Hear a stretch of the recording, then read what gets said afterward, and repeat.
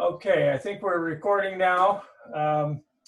One thing I do want to announce is that if you go to my website, the previous two classes are now posted. And that's in the email I sent everybody this morning. Because Stellar doesn't always work for everybody. I got an email this morning from a student who's cross-registered from Harvard. I see he's here with us. And he wasn't getting the announcements. So hopefully he's now caught up with the announcements, okay? But I'm gonna do what I did this summer, is just send out an email blast to everybody at least once a week to give you the schedule. And the schedule, of course, this week was Tuesday, Thursday, Friday.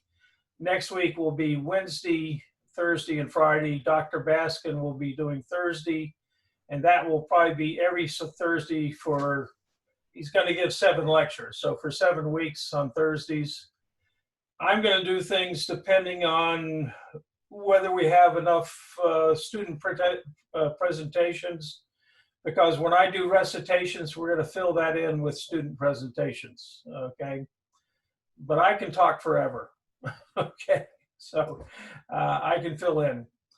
Does anybody have any questions right now before I start talking? One quick question on, just kind of the logistics of the class. So in the kind of syllabus or the list of modules that we could take, if it says double modules, it means it counts for 2 out of the 6 modules we have to do, right? Right, because there's about 12 lectures in those, okay? You have to take 36 lectures, and this year I've relaxed things. I don't care if you hop around and use it like a dartboard, which lecture you're going to take that day. I really don't, okay? It's up to you to pick what you want. I've just hired a former MIT student who I knew 10 years ago. He went on to med school. He's now in his residency. He doesn't, well, he's having a hard time supporting his family while he's in his residency. So I just hired him last week to clean up my website and to give more detail on those modules, so you don't just have one line that says this module is about X. I'm going to have him actually go through and give some subsets of what each lecture is about, okay? But you don't have to worry about that. It's not going to be ready this semester. But just keep track of your 36 modules. You got to do that because you got to keep those, you got to write those 2 or 3 lines on each hour, right? You got to do the theme of what was this lecture all about, okay? And that's, my opinion, that's good practice for the future. Other questions? No other questions? Okay. Then a couple of things I want to go through, and I may start sharing screens. These are all attachments that I have sent you this morning. And the first one is something that I do every year. And that is, you should now see Boston gas tanks, okay? And if you look at the blue one right here, there's a silhouette of somebody. Does anyone know whose silhouette that is? It's not as clear as it used to be. This is the current one. This is the best one I could find of the old one that was there when it was originally put up. That's Ho Chi Minh, okay? This rainbow thing was done by Carita, and you can read about this stuff if you like on the web. But Carita was a former nun, Catholic sister, if you will, who was a North Vietnamese sympathizer, and she was an artist, and she was commissioned to do something artistic with these ugly gas tanks just off the Southeast Expressway. And she painted it, and everybody thought it was wonderful. And then some people driving up the expressway could see Ho Chi Minh in silhouette, okay? This was during the Vietnam War, okay? When they repainted it, they came up with a slightly lighter blue than the dark blue. But for example, this is one of the things that I tell the students in this case, the rainbow swash is a little piece of Boston's history from over 50 years ago. And you can still go see it. They haven't obliterated him entirely, but he used to be a lot more distinctive. And unfortunately, we got some people painting it, but he used to be even more distinctive. There's a number of things that you ought to do rather than just take class. How many of you, I'm going to stop sharing for a second. How many of you were, this is your first semester at MIT or Boston? Any of you?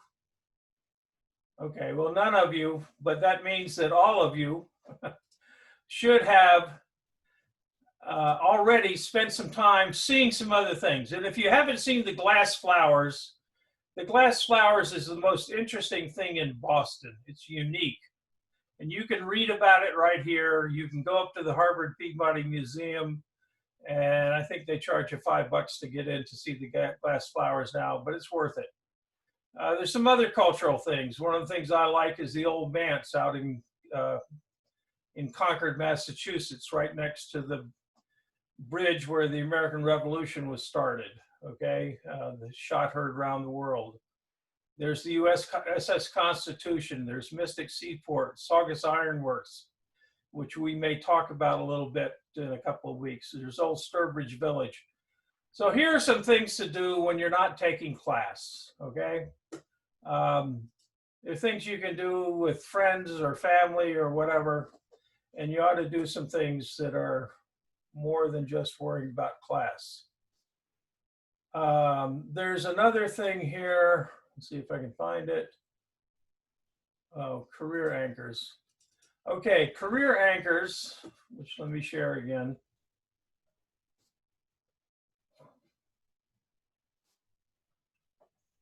Okay, so now you should be seeing something that says career anchors. Now this is a booklet.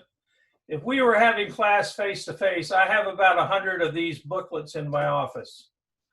I used to hand them out, but they cost $15 a piece on Amazon. And so now I have the department hand them out or pay for them. I hand them out. I've actually suggested to MIT that they hand them out to every freshman when they come to MIT and every graduate student. Ed Schein, one of the authors of this, the original author, was a professor of organizational behavior at the Sloan School of Management. And he put this together originally, and John von Manen, who's a professor at the Sloan School, probably close to my age, now teaches this as a course of 1 or 2 or 3 days at companies. And a career anchor, it says at the top, is a self-assessment. And I believe you and or your significant other should take this self-assessment.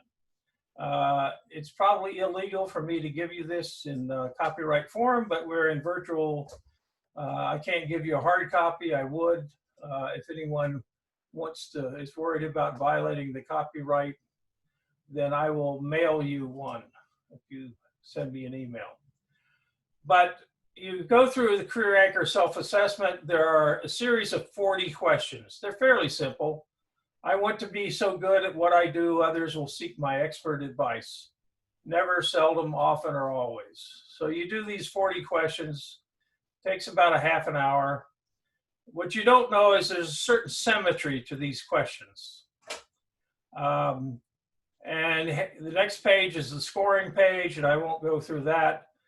But at the end, you'll find out what your career anchor is. And your career anchor is defined as the one thing you will not give up when faced with a choice. What is it that really motivates you? Is it technical functional competence, general managerial competence, autonomy or independence? By the way, that's mine. Autonomy. I worked in industry for 2 years. I never want to have a boss again. What could be better than a tenured faculty member? I can tell my boss what I think of them. Security or stability. I often say a lot of people want to work for the government.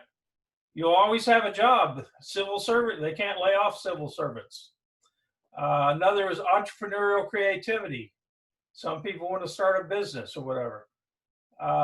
There's a debate whether you can have a second career anchor. Ed Schein used to say you couldn't, if you define it as the one thing you will not give up when faced with a choice. But the thing I scored second highest on was service and dedication to a cause. There's pure challenge. Some people just like the opportunity to go to Mars. There's lifestyle, as I say, some people want to be a forest ranger, okay? And live out in the woods, so far as that goes. This thing about mine being autonomy, I didn't take this until I took the Sloan program for senior executives, and Ed Schein taught it to me.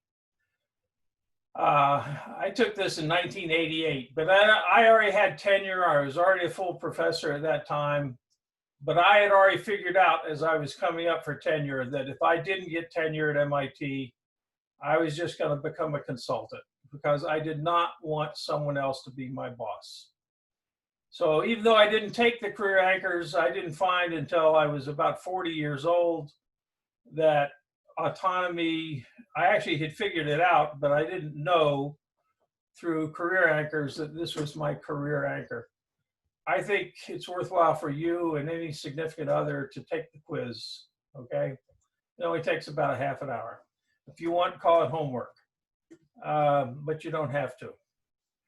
Any questions on any of that? So these first two things are sort of irrelevant to the class of structural materials, but they are relevant to your career, okay? And your well-being of getting out in the world and seeing Boston while you're here. By the way, some of those things that were on there, how many of you have been to the glass flowers? See, none of you. And it turns out, like I say, most of the guidebooks many of them don't even include it. Harvard doesn't want too many people to go there. If you want to learn some material science, you can learn a lot of material science about how not to blow glass. What happened is they used a lot of chloride salts to get the colors of the glass flowers. And over time, those chloride salts absorb moisture, and these things are deteriorating. Only 30% of the glass flowers that were originally on display when I was a freshman are on display now. They put them away. Even now, they're in these humidity controlled chambers, but go online, look at them. You cannot tell if you look at a picture that that's not real flowers. So what else? We've done career anchors. So I said that you should, as you're watching the lectures, I do have a bunch of handouts, but I haven't posted them on Stellar. What I found is you can do a lot better at researching things that are of interest to you. If I say something in the lecture, let's say I say something about hydrogen embrittlement of steels, or just hydrogen embrittlement in general, and you want to know more about that, you can just go to Wikipedia and put in hydrogen embrittlement, and you'll have a whole list of references. You could spend an hour or two researching hydrogen embrittlement if it was of interest to you. So I'm going to show you right now something that we did. I've given you some things. A student asked something last summer in class about ProPress fittings. Okay, so now you have this attachment. If you went to YouTube, I don't know if this will work on the screen. Probably not. It's not working. But I'll close it down.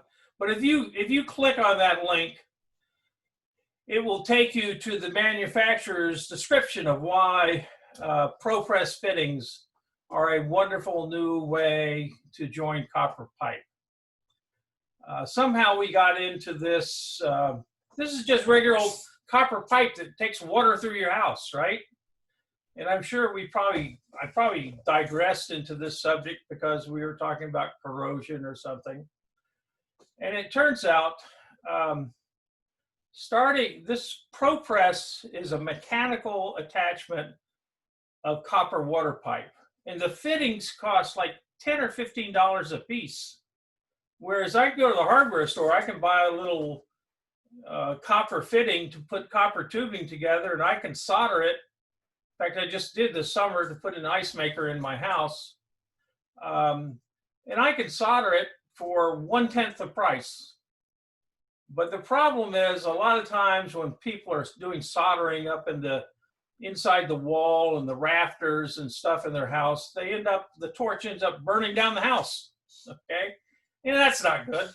And so the codes and standards have started to require people in some cities, such as the city of Boston is one, that if you're going to be a plumber and you're going to install copper tubing in a house or a building, you must have a fire watch.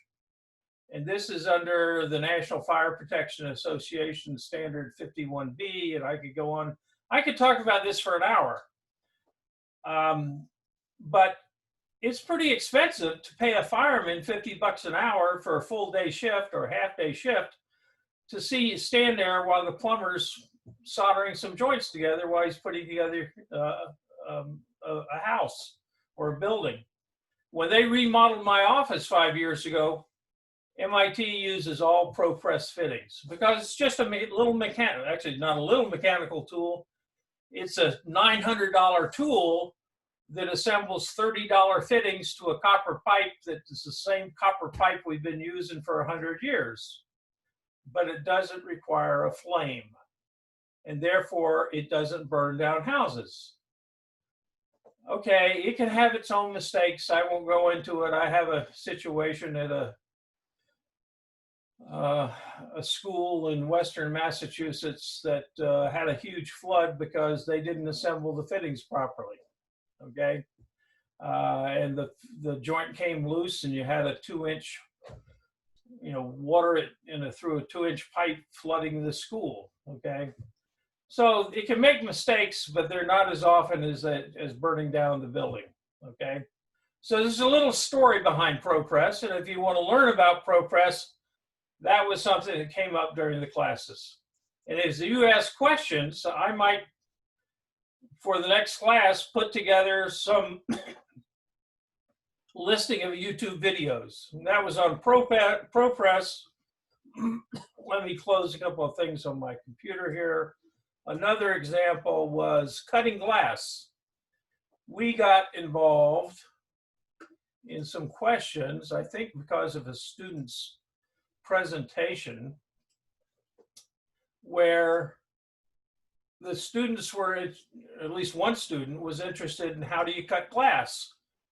Well, it turns out cutting glass is fundamental to the science of fracture mechanics. A. Griffith in 1925 was trying to figure out why glass breaks so easily if you put a scratch on it. And that was the beginning of fracture mechanics in 1925, almost 100 years ago.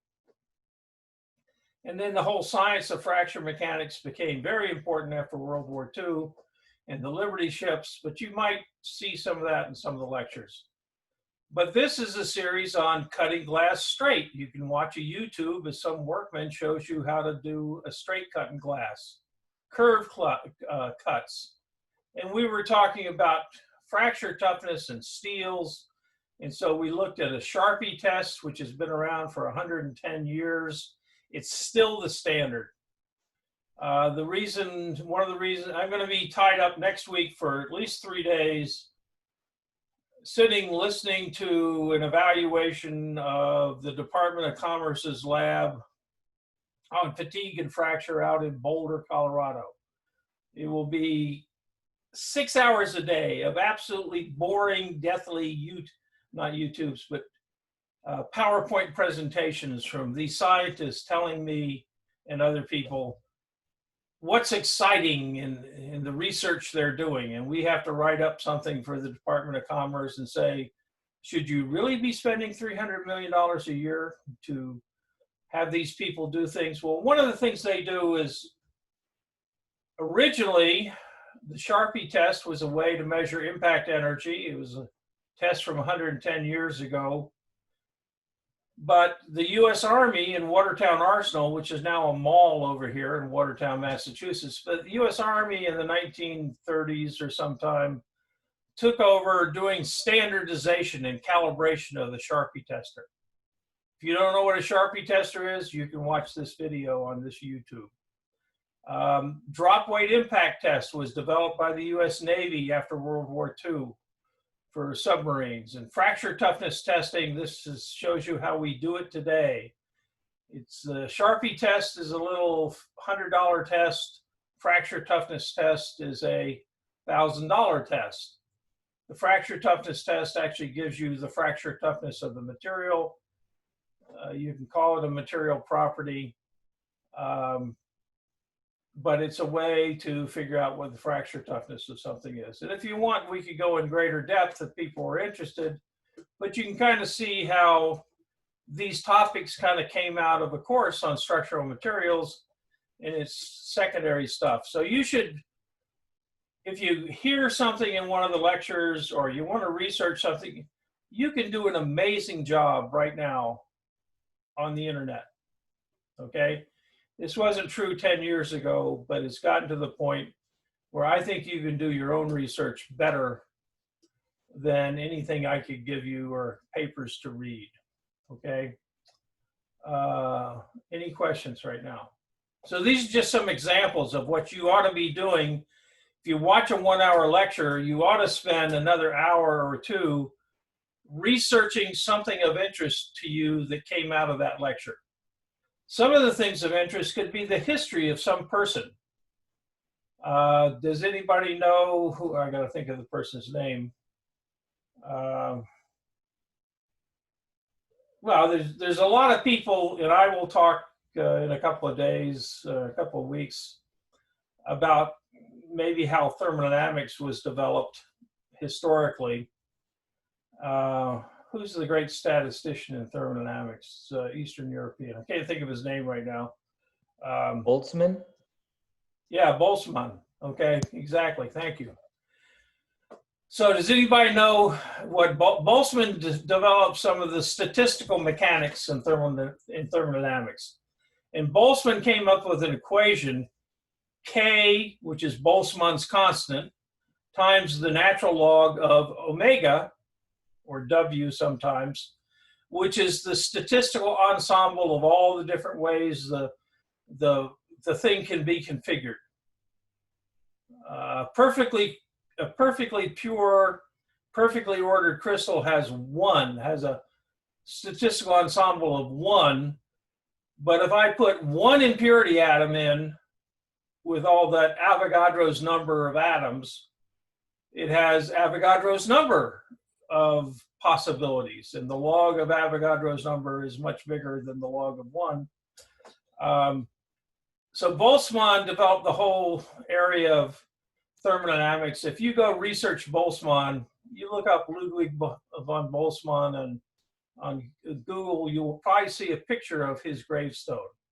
Does anyone know why his gravestone is on Google? Because he had engraved on his gravestone the equation K log omega, okay? Okay, so anyway, Boltzmann is somewhat of a nerd. But another nerd, the greatest scientist in the United States in the 19th century, was another thermodynamicist who's got a building named after him at Yale University. Does anybody know who that is? All you thermodynamicists? It's the father of chemical thermodynamics, and now I got to think of his. J. Willard Gibbs, okay?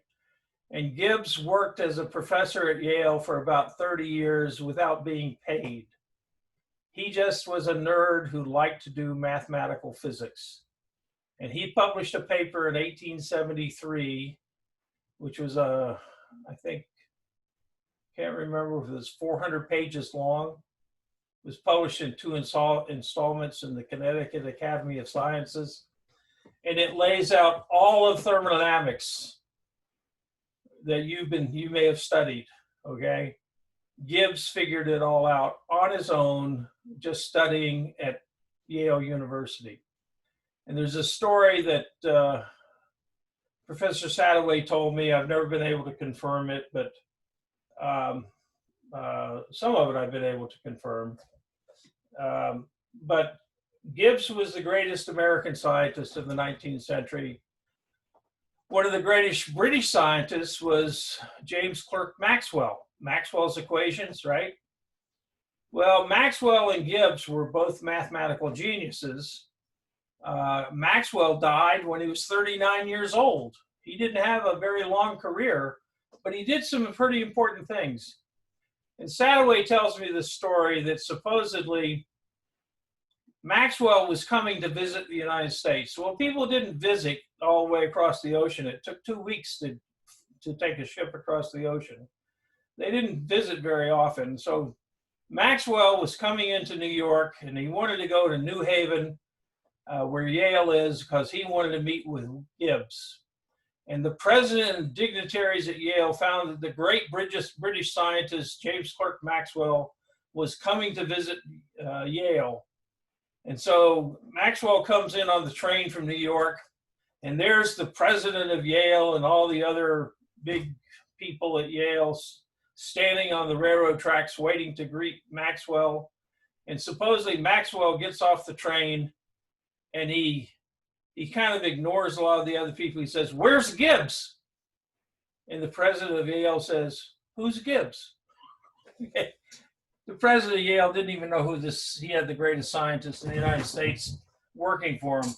Gibbs was a recluse, but he was a fantastic scientist. Well, you don't get those stories in most of your classes, okay? But you can pick them up yourself by doing a little research on some of these people, okay? Any questions? So that's that's your homework. I'm giving you your homework assignment for the whole semester. You got 36 hours worth of videos to watch. You got to come up with at least one question in your mind about something you'd like to find out more about in each lecture, and you ought to spend a little time researching it.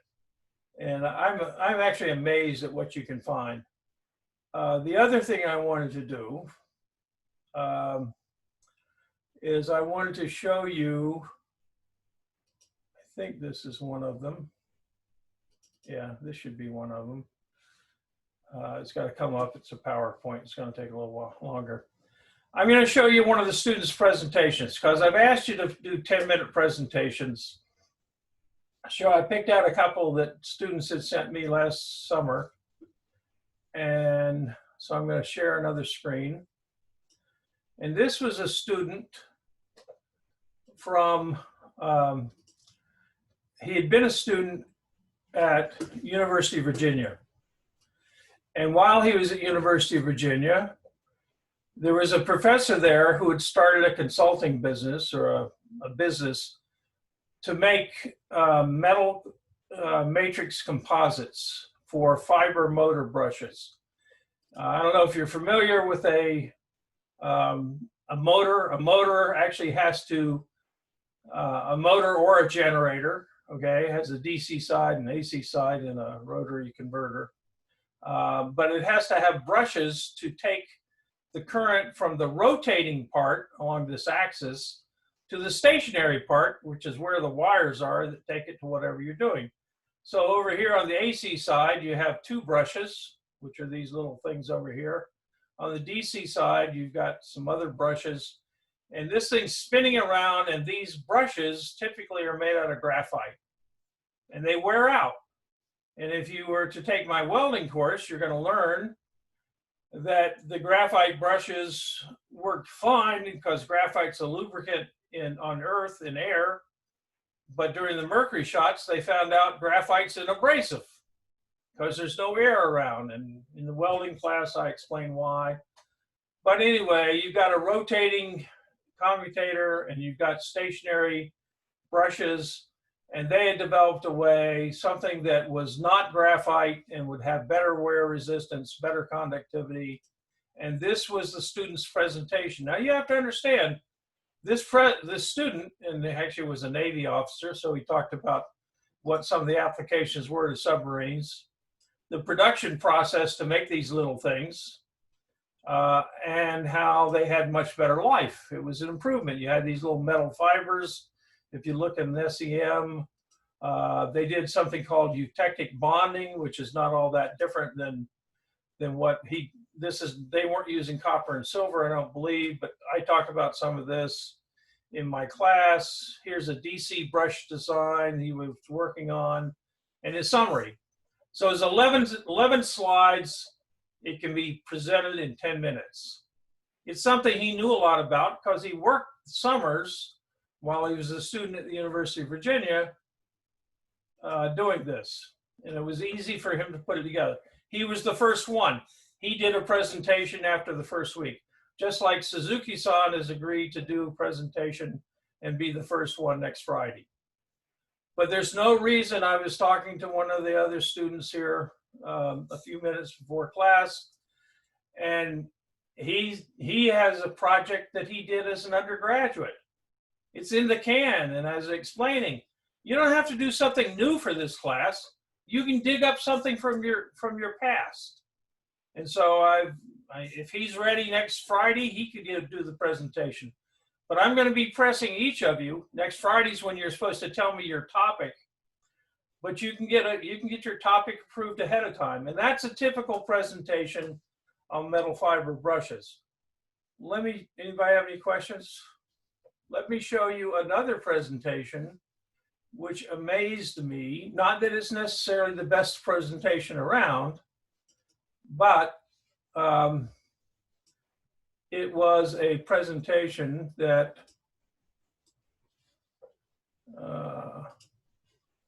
okay. Let's see if I can share this one. One student, and this was a Navy student, but he was interested in Tesla and what was called production hell. And there's Tesla's figure. And he had never worked at Tesla. He was just interested in Tesla automobiles. And so he volunteered to do a presentation on what's called the Toyota Tesla production hell. And there were 16 slides. All of them came, maybe I can expand this a little bit. I don't know if well, you've got the whole thing, but the history of, one slide on the history of Tesla. The Model S, Tesla's first big success. These are the things that I was amazed that he found. Model 3, here's some of the designs. This is some of the types of stuff Don Baskin's going to be going through of how automotive companies design these space frame structures. He got all this off the web. He didn't work at Tesla. This is all available on the web. That's what amazed me, okay? Even though this is what's called the body in white. It's not white, they just call it that when they're building prototypes. And some of the production problems, and he had a little story with these. Model Y production. And how Elon Musk would come through and say, oh, we're going to make this one piece rather than two pieces. And there's his image credits. So I told you you'd like to have references. That's so other students could follow up if they want. These are some of the web references, everything off the web, basically, that he was able to find for his presentation. Now, I don't expect everyone to do a presentation that has those glitzy graphics that he found for Tesla. We discussed in class, why was all that stuff on the web? Because the investors were very, very concerned about whether Tesla was going to make it, and they heard about the production hell problems. And so it turns out there's a lot of stuff there. Newspaper reporters and others visited the site. It's sort of amazing to me what you can find on the web. Okay. In the past, it would be called industrial espionage. Okay, so what else? Cutting glass, screw anchors. Does anybody have any questions? You got to come up with questions, folks, at some point.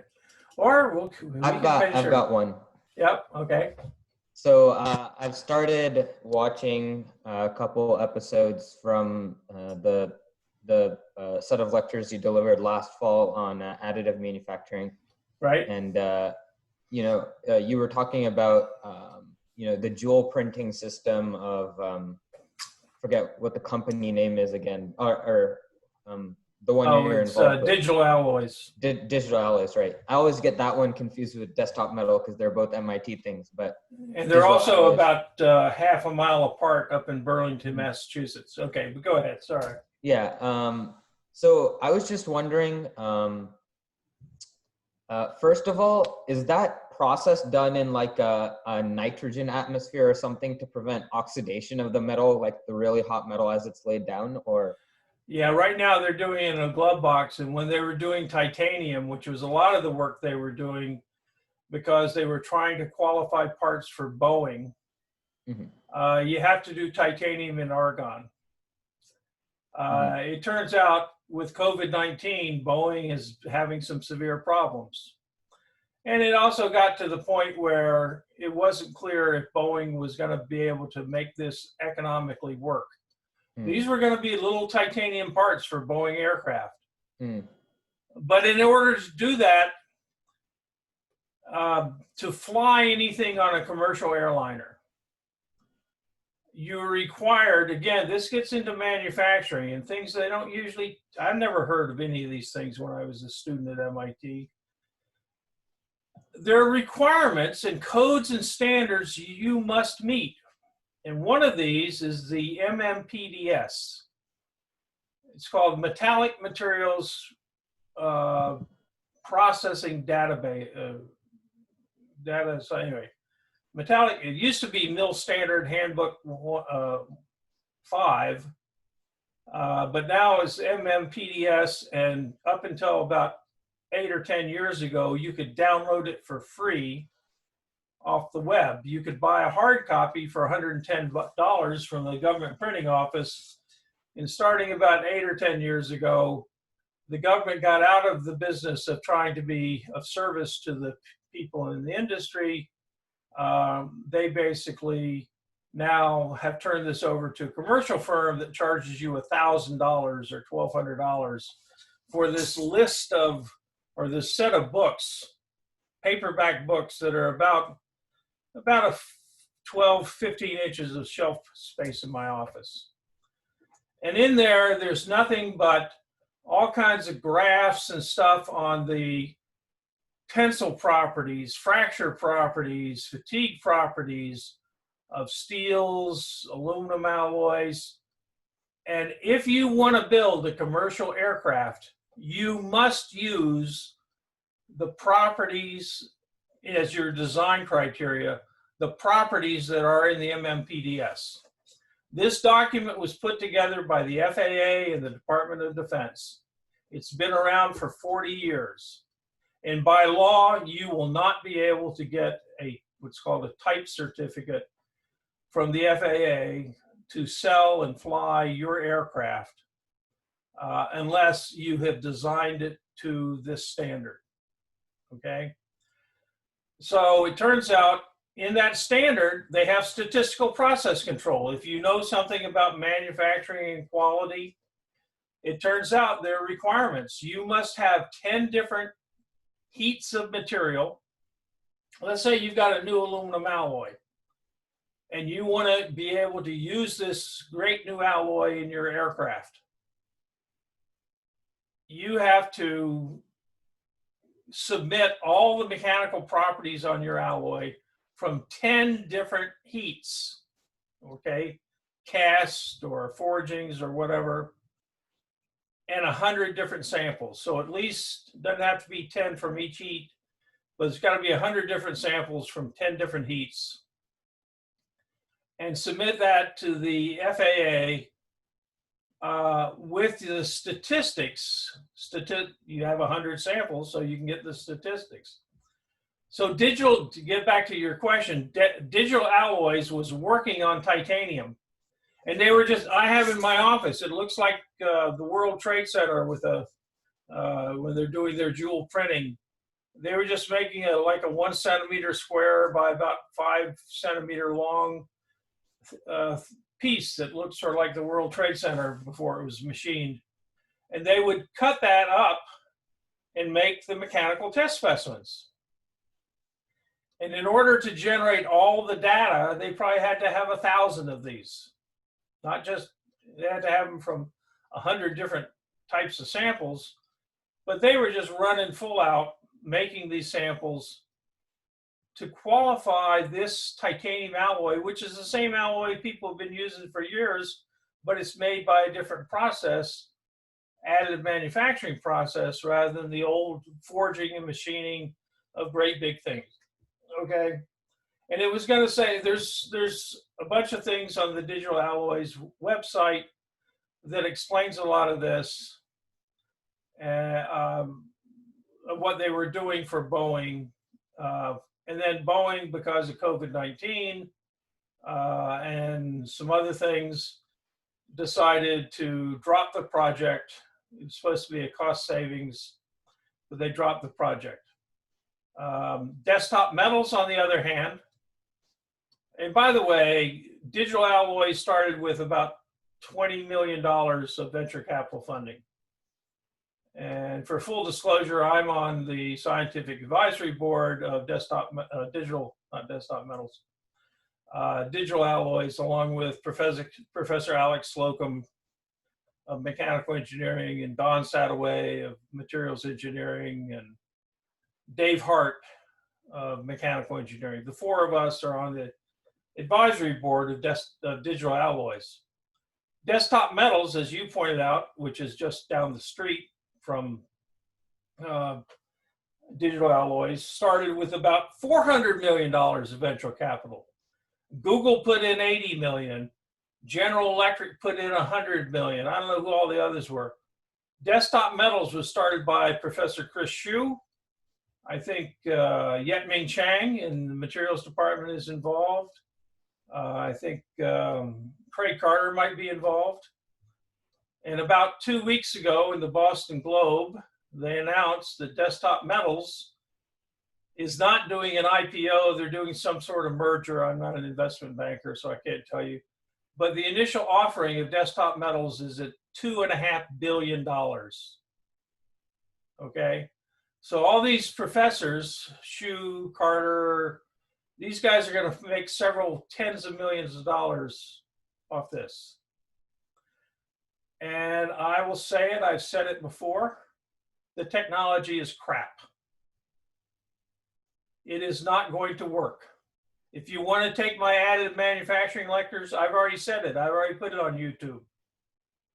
But they're going to get $2.5 billion.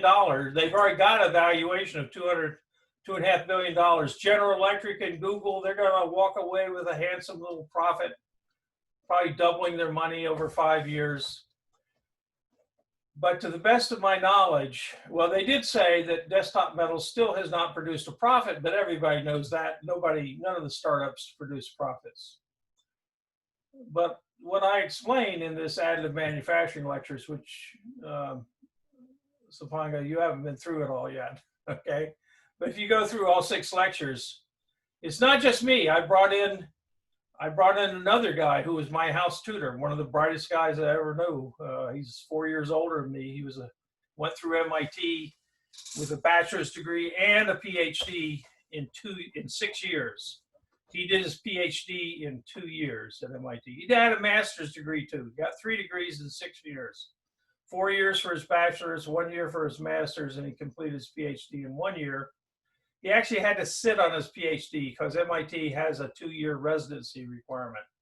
He's the only person I've ever known who had to wait to get their degree because he had finished too early, okay, for the residency requirement for a PhD. And I've known quite a few people who got their PhD at MIT, but Dave's the only one. And Dave and I agree that the technology that is now valued at $2.5 billion is worthless. Okay, and you, rather than my going through it, because I just get upset every time I think about it, what they're doing is they're using the MIT name to get everybody excited about some technology. It was developed at MIT, okay? Well, over 50 years at MIT, I've seen a lot of crap developed at MIT, and if you got the ear of the right investment bankers, they don't care. They really don't care. They just want to get to the initial public offering take their money and leave your grandmother with a bunch of investment paper that's worthless. So basically, they're using the MIT name to steal from the public, in my opinion. That's my opinion. I say it's my opinion. I'm free because of the First Amendment to state my opinion. If you want to know 6 hours of why I have that opinion, it's all there in additive manufacturing as one of the modules. Not that I'm trying to sell you on the module. It took them 3 weeks to convince me to be on the scientific advisory board because in general, I don't believe in additive manufacturing. I've worked in additive manufacturing. I know the economics of the process. They're off by a factor of 1,000. The first titanium parts that were being made for a race car driver by a German company on a $1 million machine, excuse me, up here in Woburn, Massachusetts. It was a part the size of your fist, and it cost $35,000. It was the same titanium 6-4 alloy. It wasn't a new alloy. It took a month on a $1 million machine to make the additive manufacturing part. And by the way, while they were doing it, the machine exploded and severely burned the operator. I mean, really severely burned him. You don't want to be in part of a titanium fire. It's about 6,000 degrees Fahrenheit. And he was engulfed in a titanium fire. He survived. But come on, folks. If you actually understand the physics of what's going on, additive manufacturing is not what everybody thinks it is. It is a lot of hype about something. There's a reason why people aren't rushing to it. But I guess I'll leave it to you to, if you want to know more, I've got 6 hours on the web. Just a quick thing. You're talking, it's in general just for mass manufacturing, right? Because I mean, obviously it's good for rapid prototyping, right? It's very good for rapid prototyping. And I do talk about the good points about it. I was working with Tiffany's a few years ago, and I was trying to, and they basically were using early versions of additive manufacturing, this selective laser centering to make the plastic parts. They were using it to make Super Bowl rings. Now you only have to make 100 rings or 150, 200 rings. So for small scale, it's great. Rapid prototyping, it's great. The US Navy is spending billions of dollars. I had a student do a thesis, one of these Navy guys do a thesis 2 years ago. And the Navy has a commission of 17 admirals with 40 stars.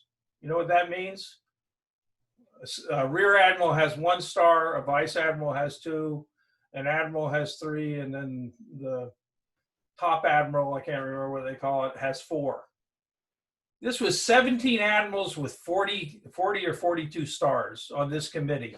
And they were spending billions of dollars because they wanted to rapidly prototype components. If you're a warship in the middle of the ocean and you have some broken part, and this $15 billion aircraft carrier can't continue on because it needs a part, you will pay anything for that part. And so it turns out the Navy may have an application. Now it's a little harder to do 3D printing on a ship that's rolling with the waves, but that's another problem that could probably be solved. There are niche applications for 3D printing, but let me tell you, Desktop Metals was shooting at the automotive market, which is mass application. And the best thing they had come up with a year ago was to make the hinges on eyeglasses. You know, the little hinge part here? And all the data is there. We go through this in the class. They could make that little hinge for 20 cents a piece on $1 million machine. You know what that little hinge costs right now? These are titanium glasses. that little hinge probably costs 2 cents. So even with their $1 million machine, they're still off by a factor of 10. And that's the best example they could come up with after spending $200 million of research. So you're telling me this is a really great thing? I'm sorry, folks. There's a story. There is one of these desktop mouse machines right as you enter the LEM laboratory, right across from the undergraduate graduate lounge. That used to be my laboratory. It's now Mike Tarkanian's laboratory. MIT didn't have one. And it turns out one of the MIT alums who had invested basically said, why don't you have one? And to Chris Hsu, and Chris said, I can't buy one. It'd be conflict of interest. Chris is an owner, and if he goes and spends department money, the guy says, I'll buy you one. He gave $200,000, and there's one right there. You can look through the glass wall and see it right there. You know how many of their own parts are on that machine? Zero. After 4 years of production, of being in business, they don't put it in their own equipment. Why is that, if it's such a great process? I mean, I have some very simple questions, folks, but it doesn't matter.